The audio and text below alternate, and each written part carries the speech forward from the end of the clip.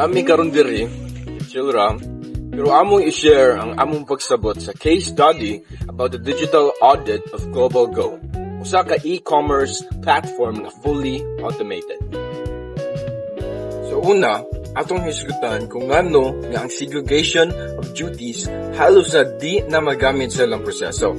Sa normal business, ang trabaho ginabahin-bahin, lain na mo approve, lain na mo record, lain na mo handle sa cash.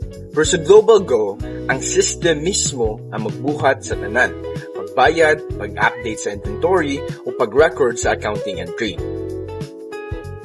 Para sa auditors, ang segregation of duties, wala na kayo kulos kay software na ang mabuhat sa tanan, dili tao.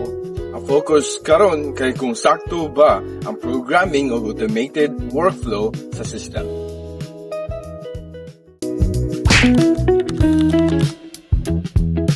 Sunod, unsa ang pinaka-importante nga control nga dapat i-prioritize sa auditor.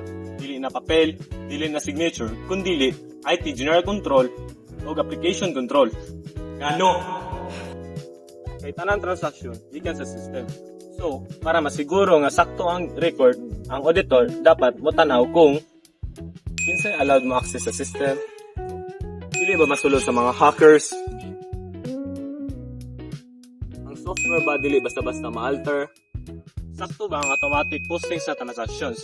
In short, kung ligon ang system controls, ligon po ang accounting records.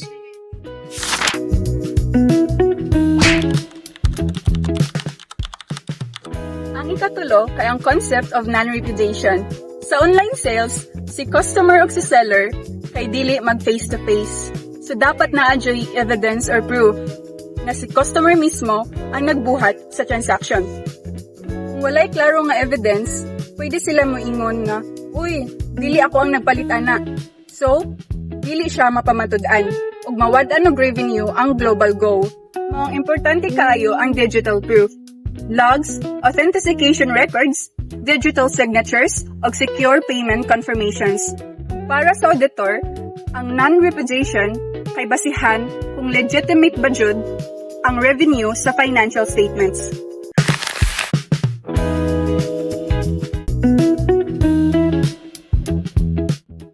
In terms sa revenue recognition sa Global Go, I would say nga complex siya. Since dili lang physical goods ay lang i-offer na product, but they are also offering digital downloads as well as subscription services.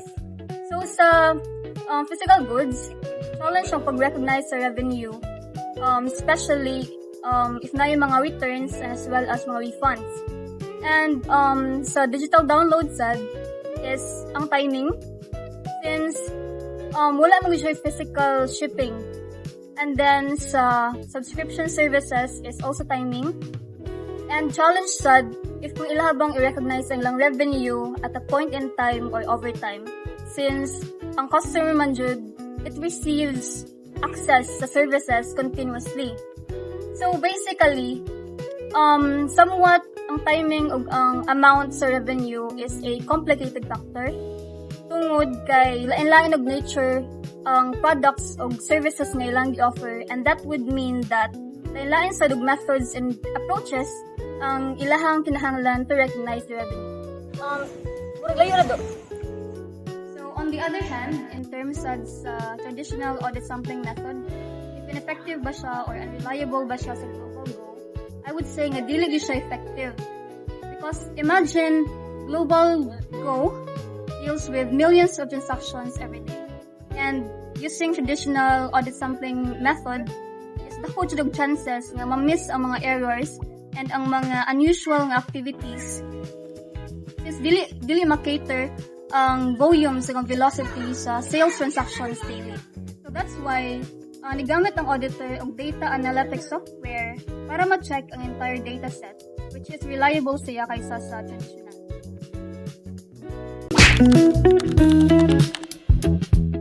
Lastly, ang role sa auditor karon lahi na kaayo. Dili na sila mga record checkers na magsigig tanaw papel. Ang modern auditor kay tech savvy, data-driven ug security conscious. Sulti ba kog balik sa security conscious? Ako na balik or dili? Balik lang. Balik. Security conscious. Nasalay tulo ka bagong skills nga importante. First, IT and data analytical skills. Kahibalo mo analyze og dagko nga data set. Second, cybersecurity knowledge. Para ma-check ang risk for hacking or fraud.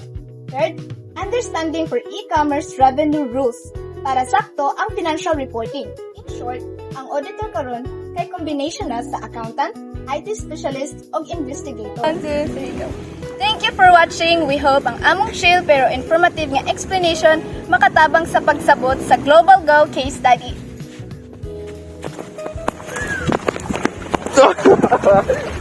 Yay! Ay, happy ka matulog.